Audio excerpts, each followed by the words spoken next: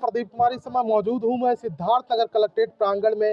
हमारे जो आंगनबाड़ी कार्यकर्ता जो यहाँ मौजूद हैं, बैठक करने जा रही हैं। उनके आज जो है जिला अध्यक्ष जो है प्रभावती देवी जी मौजूद हैं। उनसे जानेंगे ये बैठक को लेकर क्या रणनीति बन रहा है। क्या नाम है? प्रभावती देवी। अच्छा, ये बताइए जो बैठक आप कर रही हैं, ये चुनाव के बाद पहला बैठक है, तो क्या रणनीति होगी? हमारी रणनीति है कि पहले इस संगठन को मजबूत करना, क्योंकि बहुत दिन हो गया और संगठन की बैठक हुई नहीं, क्योंकि उधर आचार संहिता लग गया और आचार संहिता में और कुछ समस्याएं को लेकर के बैठक नहीं हो पाया। तो संगठन के मजबूती के लिए बैठक किया जा रहा है। और इस बैठक में कुछ हमारी वर्कर थी जो वो रिटायर हो चुकी हैं, तो उसको लेकर के भैया हमको नई तरीके से ज़िले का गठन करना पड़ेगा। कुछ पदाधिकारी निष्क्रिय हो गए हैं, तो उन पदाधिकारियों को मुझे निकालना पड़ेगा।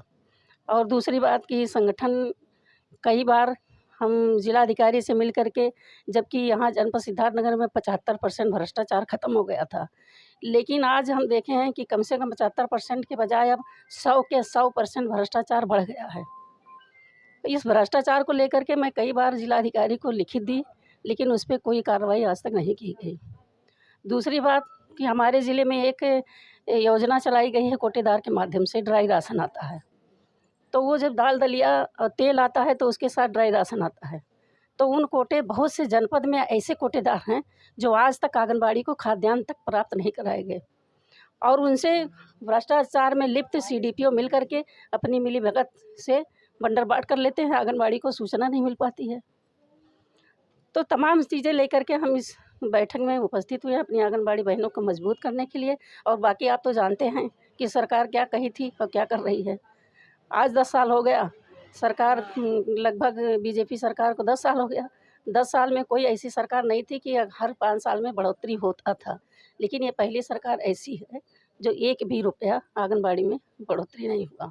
जैसे आप भ्रष्टाचार की बात कर रहे हैं कि जिले में भ्रष्टाचार जो है बढ़ गया, ये क्यों बढ़ गया, कैसे बढ़ गया ये?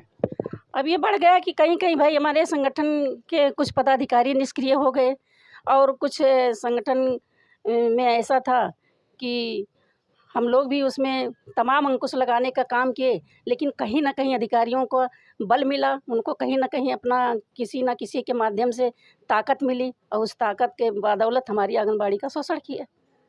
चलिए, हमारे साथ थे आंगनबाड़ी कार्यकर्ता के जिला अध्यक्ष प्रभावती देवी। आपका कहना है तो आज जो बैठक थी संगठन के मजबूती को लेकर, ये बैठक की गई। सिद्धार्थनगर से प्रदीप कुमार।